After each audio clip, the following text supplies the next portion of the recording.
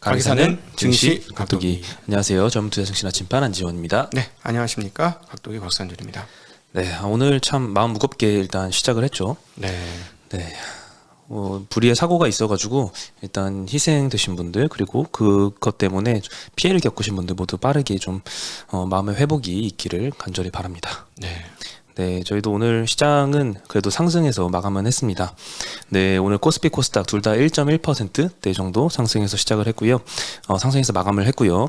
그리고 다만 원달러 환율 1424원이 넘어서 끝났고, 그리고 국고채 금리도 좀 오늘은 좀 많이 오르는 모습을 보였습니다. 한국 10년물, 3년물이 각각 4.26%, 4.2% 정도로 해서 10bp, 9bp 정도 이렇게 좀 상승을 했습니다. 네. 이 상승한 이유가 있는데, 최근에 월스트리트 저널에서 이제 닉 티밀하우스 기자가 생각보다 이제 긴축이 그렇게 강하지 않을 것이다, 이 속도 조절을 할 것이다라고 지지난주였나요? 이야기를 해서 네, 12월 달에 50bp 가능성 네. 제시했죠. 그 전에도 75bp 얘기를 했기 때문에 굉장한 스타 기자이죠. 지금. 네. 거의 이제 그 페드의 공식 의견이라고 우리 시장이 좀 받아들이고 있잖아요. 네. 근데 최근에는 또 조금 반대되는 보도를 좀 냈습니다. 현금이 굉장히 많은 소비자들로 인해서 이 고금리 상황이 상당히 오랫동안 유지가 될 수 있다, 이런 식의 이야기를 했는데요. 코로나 이후에 유동성이 굉장히 많이 풀렸기 때문에 아직도 소비자들의 지갑에는 돈이 많이 남아 있다고 합니다. 그래서 인플레가 꺾이기가 쉽지가 않고 내년 기준금리 상단으로는 5.5% 까지 갈 수 있다는 언급을 했다라고 이제 신영증권의 박소연 애널리스트가 정리를 해주셔서 소비자의 지갑이 빵빵하다는 말이 도대체 무슨 말이냐, 요거에 대해서 여러 가지 근거를 제시를 했는데요. GDP 대비 가계의 순흑자 비율이 1950년 이후에 발생한 12번의 경기 침체 중에 가장 건전하다고 합니다. 네, 가계가 아직 건전하다는 거고, 미국의 가계 저축액은 1.7조 달러, 그래서 추세선을 그어보면 3,500억 달러 정도 초과 저축 상태다. 가계 재정이 아직 넉넉한가 봐요, 미국 같은 경우에는. 네. 특히나 이제 중하위권 가구에 5,500달러씩 좀 집중되어 있다고 하고요. 그리고 21년도에 이 코로나 직후에 좀 회복을 위해서 초저금리로 발행을 많이 한 이 정급 본드 같은 경우에 만기가 아직도 많이 남았습니다. 24년도에 좀 대부분 만기가 좀 도래하기 때문에 기업들도 아직 돈이 좀 많은 상태다. 우리하고는 조금 상황이 다른가 봐요. 네, 그리고 또 주택 경기는 하락하고 있지만 신용카드 사용액이 계속 증가하고 있다고 합니다. 네, 코카콜라, 항공사, 넷플릭스 이런 업체들은 이제 강한 수요를 바탕으로 가격 인상을 결정할 정도로 최근에는 소비도 괜찮은 모습인 네. 것 같습니다. 물론 코로나 때 너무 안 쓰다 보니까 그 기저효과 때문에 신용카드 사용액이 좀 늘어난 것도 없지 않아 있을 것 같은데, 어쨌든 그 이상으로 있으니까 이렇게 근거를 제시를 했겠죠. 그리고 인센티브를 제외한 일반 급여가 5.6% 증가하는 등 임금 상승세도 견조하다. 결국 네. 이런 여러 가지 근거를 통해서 미국 가계 소비자들의 지갑은 아직도 좀 빵빵하기 때문에 지금 약간 이 긴축 속도가 조금 조절되는 듯한 피복 기대감이 생기고는 있지만 일시적일 것이고, 이 높은 금리가 한동안 유지가 되면 다시 또 고통이 찾아올 수 있다, 이런 식의 내용으로 정리해 볼 수 있을 것 같습니다. 그래서 저희가 이것 때문에 임금 상승률 흐름들에 대해서 체크를 하는 거고요. 임금 상승률은 이제 꺾이기 시작하는 상황입니다. 그리고 제가 이제 왜 졸치가 중요하다라고 얘기를 하냐면, 정규직 상황들이 어떻게 될 것이냐. 그래서 서비스업은 계속 화랑이 될 건데, 정규직이 꺾이게 되면 아무래도 소득 수준도 줄 것이다라는 얘기를 그래서 드리는 것이고요. 지금 저는 어쨌든 우리가 겪었던 모든 어려움 중에 핵심적인 근저에는 미국 경기가 너무 좋다는 것이었어요. 네. 미국 경기가 좋고 인플레이션이 낮기 때문에 금리를 많이 올렸고, 그러고 때문에 달러 강세가 이루어졌고, 달러 강세가 있으니까 일본이나 중국까지도 어려운데, 지금 이렇게 보시면 될 것 같습니다. 지금 바이백을 해주겠다, 뭐를 해주겠다 했는데, 미국이 채권을 잘 소화해 줄 수 있는 능력을 다시 한번 갖추고, 그래서 금리가 높게 튀지 않는다면 연준의 긴축 스탠스를 그대로 내년까지 끌고 갈 가능성은 있고요. 만약에 이번처럼 채권 시장이 못 받아줘서 금리가 막 튀는 상황들이 벌어진다면 연준도 그것 때문에 족쇄에 걸릴 것이다 라고 생각하는 것도 그렇게 크게 틀린 전망이 아닐 겁니다. 그래서 예를 들자면 중국과 일본이 대대적으로 미국 국채를 팔아서 최근 우리가 10월달 중후반에 봤던 그런 상황들이 계속해서 포착이 된다면, 네. 이 얘기도 틀릴 수 있어요. 예, 그 서로가 경합하는 거예요. 그래서 이 변수들이 경합을 해서 어떤 결론을 만들어주냐에 따라서 결론치가 달라질 거다. 이렇게 보시는 게 맞을 것 같습니다. 왠지 이거 월스트리트저널 보도가 그 지난번에 피복 기대감 줬던 보도랑 조금 상반된 내용이잖아요. 네. 그 이후에 시장이 생각보다 너무 반등해서 혹시 페드 쪽에서 경고를 주는 게 아닌가 약간 이런 생각도 좀 드는데요. 그래서 저는 계속해서 최고의 변수는 주식시장이 될 것이다라는 얘기도 드렸죠. 네. 주식시장이 너무 좋고 그다음 금리도 떨어진다. 이러면 그냥 갈 길 가는 겁니다. 또 언제든지 그럴 수 있어요. 그래서 이제 상단을 뭐 피복 기대가 막 이래도 상단을 최대 상단 6월달 이상으로 잡지 말자라고 그렇게 생각을 말씀드리는 이유도 그런 근거가 있는 거죠. 네. 네, 그래서 오늘 신영증권에서 요 이야기도 잘 정리를 해주셨는데, 신영증권 리포트에서도 정부 부채 디레버리징 과정에서는 반드시 인플레를 수반한다는 이야기도 좀 있었습니다. 그 IMF 위기 때는 사실 기업 부채가 문제가 많이 됐었잖아요. 그때 뭐 몇천 퍼센트 그 레버리지 비율이 있었는데 네.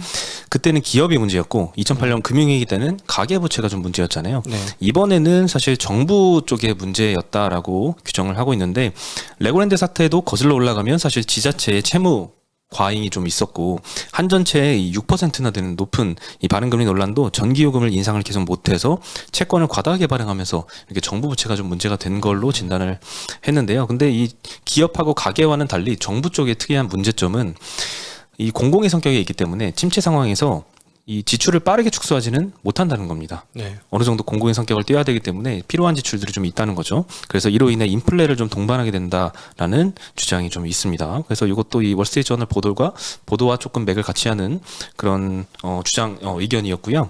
그리고 골드만삭스에서도 기준금리 상단을 25bp 올렸습니다. 내년 3월 기준으로는 기준금리 상단이 5% 정도까지는 갈 수 있다라고 전망을 했는데 11월, 12월 75bp, 50bp는 그대로 변화가 없는데 내년 2월과 3월에 추가로 25bp씩 인상을 한다는 거죠.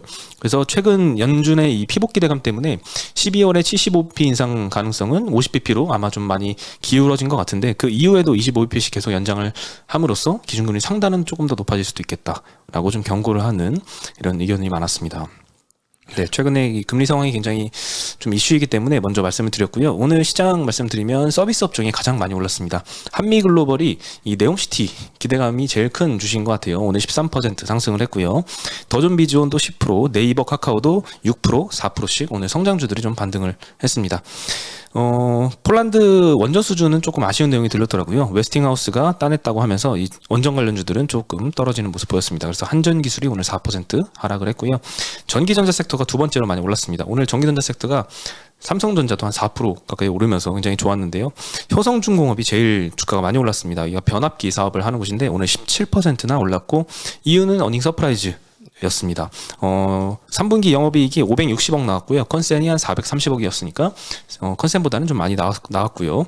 LX 일렉트릭, 현대에너지솔루션, 삼성전자가 뭐 3%에서 6% 사이로 많이 상승을 했고 같은 업종에 속한 솔루스 첨단 소재는 어닝 쇼크 영향에 오늘 7%나 크게 하락을 했습니다. 참고로 이 효성중공업 같은 경우에 이 변압기 사업을 하는데 변압기 시장이 미국에서 굉장히 쇼티지라는 이야기가 사실 연중순 정도부터 들리기 시작했거든요. 여름쯤 부터였던 것 같은데 그래서 같은 사업하는 이 재룡 전기도 오늘은 좀 많이 상승을 했습니다. 저 아픈 이빨이었는데, 네. 썩은 이빨이었는데 효성그룹에서 야, 또 이렇게도 되는 건 신기하네요. 네, 오늘은 특이하게 효성그룹 주들이 주가가 다 폭등 아니면 폭락이었는데 효성그룹사 같은 경우에는 5% 하락했습니다.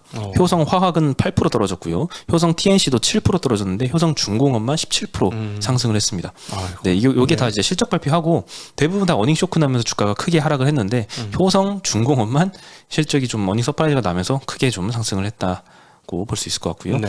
그리고 제조업 섹터도 그 다음으로 상승을 했습니다. 제일 많이 하락했던 건 전기 가스업인데요. 한국전력이 최근에 좀 하락세를 계속 거듭하고 있죠. 오늘도 1.7% 정도 하락을 했고 한국가스공사가 1.3% 하락을 했습니다.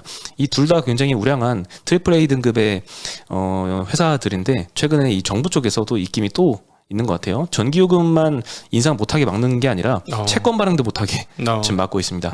은행채, 그다음에 한전채 이제 좀 그만 발행해라. 라고 정부 쪽에서 입김이 있고요. 그러면 뭐 어떻게 하라는 소리냐? 전기요금 올려주지도 않으면서 채권 발행도 막으면 해외에서 발행해라. 또는 은행에서 빌려라. 이렇게 지금 이야기를 하고 있습니다. 해외에서 하려면 로드쇼도 해야 되고 뭐 설명도 더 많이 해야 되고 외국 비행기도 타고 가야 되고 비용이 더 들 텐데. 비용이 더 들겠죠? 네. 지금 한국전력이 한전채를 많이 발행을 한다는 거는 뭐 해외 발행하는 거, 은행 대출하는 거 원래부터 알고 있었던 방법이겠죠. 네. 그래서 그것보다는 이게 더 나은 방법이라서 조달금리가 싸기 때문에 이걸 해왔을 것 같은데 한 방법을 막아버리면 조달금리가 아마 더 올라갈 수도 있을 것 같습니다. 네. 네. 그래 그나마 그래도 이 채권 시장이 너무 지금 시급한 환경이니까 네, 이런 것도 이해는 갑니다. 네, 그리고 건설주가 오늘 두 번째로 많이 하락을 했는데 이것도 최근에 채권 시장 혼란을 좀 반영한 움직임이 아니었던가 싶습니다. DLENC, GS건설 3%대 하락을 했고요. 현대산업개발 1.5% 정도 하락을 했고 대부분의 뭐 대형 건설사들은 네. 조금 하락해서 끝났습니다. 아, 내용 시티 필요 없네요. 건설사들이 원래 그것 때문에 많이 움직였었는데. 예. 네, 그리고 오늘 9월달 글로벌 스마트폰 판매량 데이터를 정리를 해드리겠습니다. 한마디로 얘기하면 아이폰이 좀 빛났다라고 할 수 있는데요. 일단 글로벌 판매량은 1억 675만 대 나왔습니다. 아이폰 출시 효과 때문에 전월 대비로 보면 많이 늘었어요. 13% 늘었는데 네. 다른 제조사들이 좀 동기가 많이 부진했습니다. 그래서 전년 동월 대비로는 4% 정도 감소를 하고 있습니다. 지역별로는 미국이 아이폰 효과 때문에 8% 전년 대비 늘었고요. 인도는 최근에 뭐 굉장히 큰 축제를 했나 봐요. 이 축제 기간 프로모션 효과 때문에 전년 대비 30%나 스마트폰 판매량이 늘었습니다. 그리고 이제 중국 같은 경우에는 여전히 재고 조정을 진행 중입니다. 전년 동기 대비 10% 정도 판매량이 줄었고요. 유럽도 심각한 것 같습니다. 전쟁과 인플레이션 영향 때문에 25% 정도 전년 대비는 하락을 했네요. 업체별로 보면 애플 판매량이 전년 동기 대비 3% 늘었습니다. 출시 첫 달 동안 판매량을 보면 1077만 대 팔았고요. 아이폰 13 시리즈가 876만 대니까 전작보다는 좀 많이 늘은 것 같아요. 게다가 더 긍정적인 점은 이 프로와 프로맥스 이익이 좀 많이 나는 마진 좋은 제품들이죠. 이 비중이 71%까지 9월 달엔 올라갔습니다. 그래서 고급화 전략이 좀 성공하는 것 같네요. 목표는 아마 한 60% 정도였던 것 같은데 9월 달엔 특히 이제 프로와 프로맥스 비중이 높았습니다. 삼성이 조금 걱정이죠. 판매량은 전년 대비해서는 1% 정도 증가를 했고요. S22 누적 8개월 판매량이 1876만 대 나왔습니다. S21 판매량이 1871만 대니까 한 5만 대 더 팔았으니까 거의 뭐 비슷하게 전작 대비 비슷하게 팔았습니다. 근데 아쉬운 점은 우리가 모두 알고 있죠. 이 가격이 마진이 좀 많이 줄었죠. 네, 네. 최근에도 몇 번 말씀드렸지만 요즘엔 보조금을 너무 많이 쏘기 때문에 네. 굉장히 싸게 구매할 수 있다라고 말씀을 드렸는데 큐가 좀 많이 늘어서 회복을 해줬어야 되는데 네, 피가 줄어드는 걸 방어를 어느 정도 했을지. 네, 근데 폴더블만 보면요, Z4 시리즈 폴더블 폰 2개월 누적 판매량이 363만 대 였습니다. 3 시리즈가 247만 대였으니까 요것 대비해서는 확실히 좀 크게 증가를 했고요. 다만 최근에 옴디아라는 시장 조사 업체가 22년도 폴더블 출하량 전망치를 1000만 대 이상에서 900만 대로 좀 하향했다. 라는 점이 오늘 좀 삼성 벤더들은 그냥 보합세 정도에 머물렀습니다. 시장이 좀 올랐는데. 네. 네. 하지만 삼성은 MS 기준으로는 아직 1위를 차지하고 있습니다. 참 간당간당합니다. 네. 간당간당해요. 아, 참 결론은 중국 셧다운이 풀리면 안드로이드가 더 많이 팔리겠다. 그렇죠. 이렇게 정리해 볼 수 있을 것 같아요. 그래서 한국 스마트폰 관련된 밸류체인들에 대한 투자는 중국이 셧다운을 풀린다는 뉴스가 나온다면 굉장히 큰 호재가 뜬 것이다라고 보시면 될 것 같습니다. 네. 네. 그래서 오늘 애플 벤더들이 좀 좋았거든요. 애플이 이제 금요일 날 시장에서 굉장히 많이 올랐잖아요. 7% 정도 올랐던 것 같은데 네. 오늘 이노텍, 하이비전 시스템, BH도 3%, 1.7%씩 상승을 했습니다. 네. 네, 그리고 호텔 신라가 오늘 9% 가까이 하락을 했거든요. 네. 실적 발표를 했는데 면세 사업이 언제 회복될지 모르겠네요. 계속 쇼크가 나오고 있습니다. 이것도 중국의 셧다운하고 연관이 가장 높은 거죠. 그렇죠. 근데 3분기 영업이익이 266억 나왔거든요. 네. 컨센 340억 대비해서 좀 많이 미달을 했고요. 특히나 이제 266억 중에서 260억은 호텔 부문에서 냈습니다. 네. 호텔에서는 사실 괜찮아요. 이익이 많이 좋았는데 면세 부분이 영업이익이 6억 정도 나왔습니다. 전년 대비해서 거의 97% 정도 감소를 했습니다. 야, 호텔 신라가 된 거네. 그렇죠. 진짜 이제 호텔업이 됐습니다. 그 동안에 이제 호텔인데 무슨 호텔은 하나도 없고 면세 사업만 있었잖아요. 그렇죠. 호텔 면세 신라 이거였는데 네. 이제 호텔 신라가 돼버렸네. 진짜 호텔 신라가 됐습니다. 네. 네, 문제는 이제 따이공 회복, 이게 언제 될지가 좀 불분명한 것 같은데, 그 이제 의류 쪽 사업을 하는 지인한테도 이야기를 들었지만, 이 따이공 회복이 언제 될지 너무 불투명하다고 하네요. 게다가 셧다운이 해결된다고 해결될까 하는 의문이 또 조금 있어요. 물론 해결은 될 그렇죠. 거야. 상당 부분 해결될 거는데 화장품 같은 거 어떻게 될까? 뭐 이런 것들은 고민이 좀 있습니다. 네, 그리고 뭐 FNF나 이제 상장된 큰 의류 업체들은 대부분 해외에서 생산을 하는데, 중소형 업체들 중에서는 이제 한국에서 생산을 해서 중국에 수출하는 것도 있는데, 요거는 너무 지금 통관이 가로막혀서 수출이 힘들다고 하네요. 그리고 네. 특히나 이제 제로 코로나 정책도 그렇지만 이 중국의 내수 활성화를 위해서 수출 제품을 좀 많이 통관을 해서 막는다고 해요. 그래서 네. 수출이 저렇게 힘들다고 해서 거기다 뭐 따이공까지 규제를 많이 하니까 따이공을 주선을 해주고 수수료를 받는 업체들이 좀 상당히 좀 다 이제 부도가 난 회사들도 좀 많은 사례가 있다고 합니다. 애국주의가 이런 데까지 들어오나요? 네, 그럴 수도 있죠. 네. 네, 빨리 회복이 됐으면 좋겠네요. 오늘 신세계도 같이 한 4% 가까이 하락을 했습니다. 네, 그리고 오늘 또 이렇게 많이 하락한 회사 중에 아시아나가 있습니다. 아시아나도 8.4% 정도 하락을 했고, 이 자회사 에어부산도 4.4% 정도 하락을 했는데요. 우리가 모두 알고 있는 이 3분기 환차손 3,600억 정도, 그래서 자본 잠식 빠질 걸로 예상이 되는데, 뭐 계속 이슈가 나오면 계속 추가 하락이 계속 이어지고 있습니다. 6월 말 기준으로 부채 비율이 6,500%에 달하는데 이 부채가 상당히 많잖아요. 네. 근데 최근에 금리가 이렇게 많이 뛰면서 이 부담이 상당하다고 하네요. 게다가 만기 도래하는 채권도 이제 많습니다. 내년 상반기까지 540억 원 채권이 이제 만기 도래하는데 요거 상환도 어렵고 차환도 어렵습니다. 차환은 이제 새로 빌려서 이제 기존 거 갚는 건데 새로 빌리려면 이제 지금 현재 신용 등급이 트리플 B 마이너스니까 한전이 트리플 A인데 6%죠. 그러면 네. 훨씬 더 높은 금리를 해야 될 것 같고, 그래서 남은 방법은 이제 산업은행의 출자 전환 정도일 것 같습니다. 네, 그래서 너무 힘든 상황이 지속이 되고 있네요. 네. 아이고 이거 도대체 저기 항공주들은 언제쯤 좋은 빚볼 날이 올까요? 너무 안타깝네요. 네, 오늘 소식은 여기까지고요. 이렇게 시장은 상승을 했는데 이 삼성전자 같은 이 주도주가 상승을 좀 주도를 하고 있고, 뭐 이렇게 오늘 하락한 이야기를 좀 말씀을 많이 드렸네요. 하락 종목 수가 계속 그 지수 상승에 비해서는 상당히 높은 편이 네. 오전에도 그랬고요. 이게 참 어려운 증시인 것 같아요. 네.